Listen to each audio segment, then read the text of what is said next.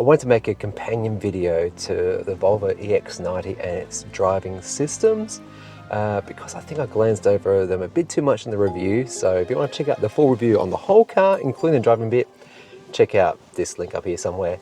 But this video I'm going to talk about, I think, well, most everything, but I'll try and make it as quick and as interesting as possible. The Volvo EX90 is always on, so when you get in, it's good to go. I believe the car will fall asleep, like really deep asleep, after about 3 days or so. So that is the case, you've got to push in the brake pedal as hard as you can and it will wake it up. So when I press drive, you'd think that I could just get going, right? But watch this. The steering, there it goes, takes about 3 seconds or so to actually kick in, like the power steering that is. It's kind of weird that, like, surely as soon as I sit down, the car's powered on. Why not also the power steering rack? Just, you know, little observation there. Anywho, joystick is on the right here, so press it downwards for drive, upwards for reverse, push the button in on the end for park. It's also neutral in the middle there, kind of easy to find, kind of not. But also lane keep assist, or rather cruise control, is enabled just by putting the stick down one time, and that's it. I have now set the cruise control. The car has a very sophisticated Lidar unit up the top there, which I don't believe is actually in use right now. But I have noticed if there's something on the road, like just before there were some pigeons, the car did actually slow down for them. I kid you not, pigeons. And inside the car, by the way, there's millimeter wave sensors. So even the smallest of people who might be perfectly still but still breathing, it can detect that movement of people breathing. It's pretty sophisticated stuff. So if you try and lock the car and there's someone in it, it will say, "Are you sure there's someone in there?" You know, so it's pretty cool. Getting into the car and starting it, it's basically through your mobile phone. So that's your digital key. That's for Android and for iOS. There's an app as well. I'm trying to reach into my pocket to get out. There's a key cards, you know, backup key cards, just in case your mobile phone is dead, let's say. I don't think there's an app like on your watch. And people who drive Tesla, you know, in the Apple eco universe, we're lucky. We actually have an app for our, you know, on our wrists. That's also a key. But Android people still don't have that yet. Pretty soon that's correct as of this date. Anyway, driving stuff. Okay, I need to try to demonstrate some of the regen stuff going on over here because I can turn off the drive mode. So now this car is driving like a very basic electric car that doesn't have one pedal driving or anything fancy going on. So when I hit the brake, it's going to regen and I'm coasting. I haven't got my foot on the accelerator, nothing on the brake, and I tap the accelerator and away we go. Okay, that's pretty innocuous. I don't think it's very clever, let's face it, but there is a very clever mode in this car and it's called, what is it called? Auto. Now, I've got a clear road in front of me and right now, hopefully you can see it where the camera is right now. The car is just coasting along here. I'm doing 46 k's per hour in a 50 zone, and I haven't touched the accelerator yet because we're going slightly downhill. All right, we're at 45 now, so we are decreasing our speed slightly. So I'll put a little bit of electricity into it, and we're coming up to a roundabout. Is it going to detect it? No, it's not going to detect it. Anyway, but this auto mode, I swear to goodness, is just as good as one pedal driving. And what it does is it actually uses the radar to understand what's in front of it, also the map data as to what curves and stuff are going to be ahead. So you've got to have curvature assist turned on. You can turn it off in this car if you want to. One of the real annoyances we've had lately with Tesla is they've turned on curvature assist and it's always on now. There's no toggle, which is super frustrating. So this auto mode, yes. All right, so there's nothing in front of me, it's going to coast. If there is something in front of me, like a car that is braking or slowing, it will slow it down. So let's get going. good situation here.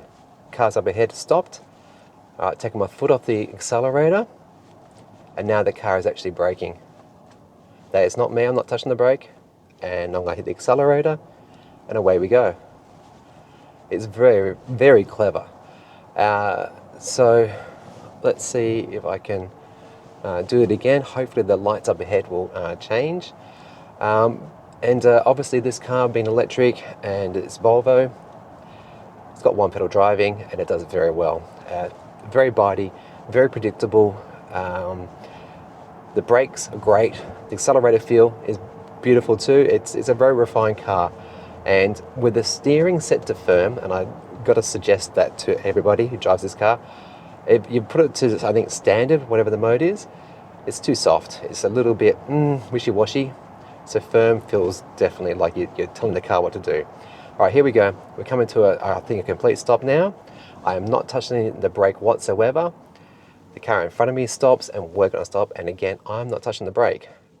So I think this is a great mode for people who are coming out of, let's say, a petrol car. But even people who drive petrol cars have to use their brakes. And now we go again. Isn't that such a clever mode? I really do like this mode.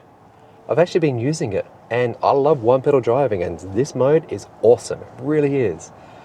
Okay. Visibility is excellent. To the front, A-pillar, frameless mirrors.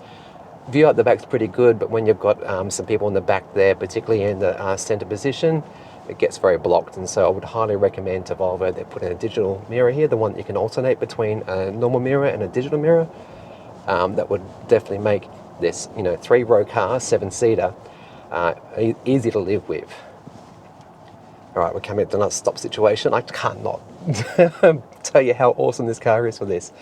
Whilst we're waiting for the lights to change, let's talk about the battery pack. It's 111 kilowatt hours, usable is 107 kilowatts. They claim it's going to get about, 570 kilometers on the WLTP. But realistically, with my efficiency, I'm running about 21, 22 kilowatt hours per 100 Ks. So that's only going to give you about 500 kilometers of range from this big battery. It's a big heavy car, 2.8 ton for the Ultra version. That's the twin motor performance sort of version. It's not really performance, but it does 4.9 seconds 0 to 100. Very good. And power wise, if you go for the basic twin model, that's 300 kilowatts. This one is 380 kilowatts, and then Newton meters, it's either 770 or 910. So very powerful. And with the luxury refinement of this car, that's got a lot of awesome cool features like the 24, 25 speakers, whatever it is. It's amazing, really is. Okay. Now, I need to have a bit of a moan about the system for, lane keep assist. So it's a pilot assist system. Think Tesla autopilot, think Tesla full self-driving. So that Lidar system, as we know, is off. And it's not in use right now, but it could be turned on in the future.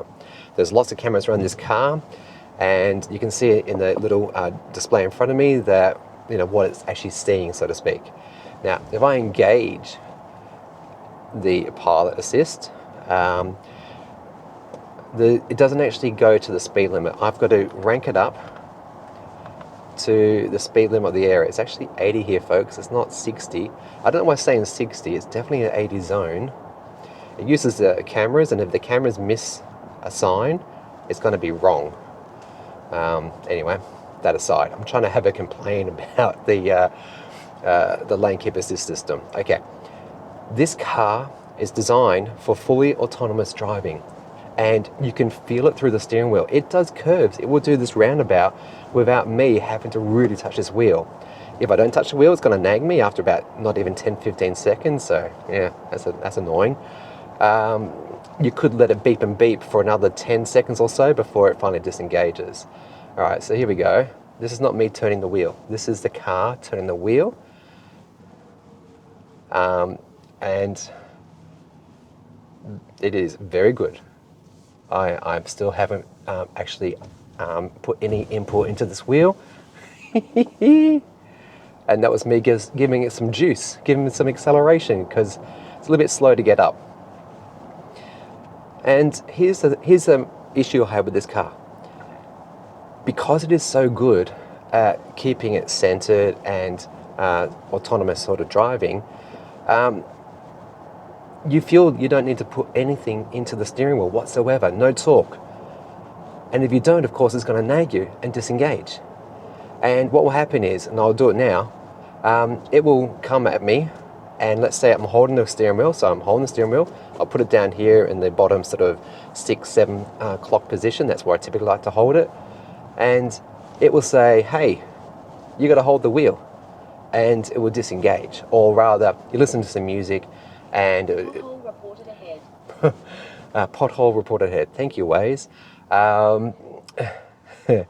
It's got Android Automotive, so it's got, well, actually I'm using my iPhone now to do Apple CarPlay, so, but I could actually download to the car itself, Waze. Anyway, I diverge. So I'm holding my hand down here, right? It will turn the volume down, it'll say, beep, beep, hold on to the wheel, do something.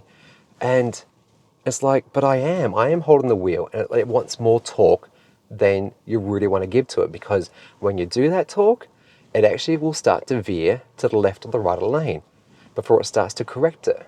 And then you look like a bad driver, and in fact an unsafe driver. I like to be nice and centered.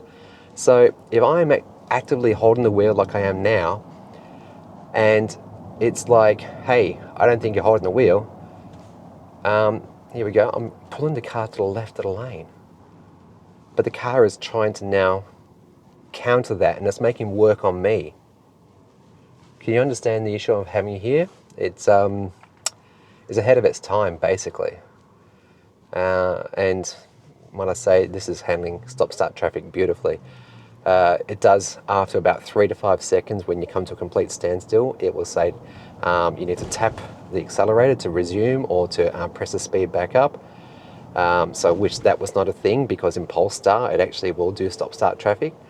And the other thing that this car should actually definitely be doing better is speed sign recognition and matching speed. So when I engage cruise control, so I'm just going to go beneath the speed for the moment, engage it, and it engages at 51. Well, it's a 60 zone. So now I'm going to go click, click. So when you're on a freeway and you go from an 80 to 100 or 110 zone, you go click, click, click, click, and it's there should be a button on here that's basically like what BMW do. You tap it once and it matches the speed straight away. Or better yet, again, this is a feature in BMW and in Tesla. When you engage it, it automatically goes to the speed limit. It's yeah, I don't know. It is a very good lane keep assist system. It's a frustrating driving experience. Yeah, that's probably as good as I can sum this car up. So look, overall, I think this is an excellent car. Drives beautifully, handles really well. It's got air suspension. It's got adaptive suspension as well. So better said, it's got the electronic mechanical suspension that's adjusting 500 times per second.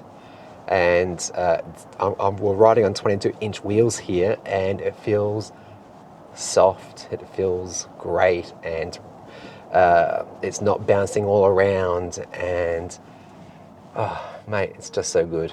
And yeah, look, I'm talking to the left of the lane here, and I've got so much space to my right, and I want to be in the center. Anyway, so again, I want you to please check out the full review so you can understand how awesome this car is. If you've got to transport 6-7 people, this is definitely a great car to shortlist with. And otherwise, if you enjoyed this content, hey, subscribe. That helps out. Comment below, share it to a friend who might be interested. I cover electric vehicles and more, and maybe one of these videos is something that you want to see. I don't know. Anyway, thanks so much, and I'll see you soon.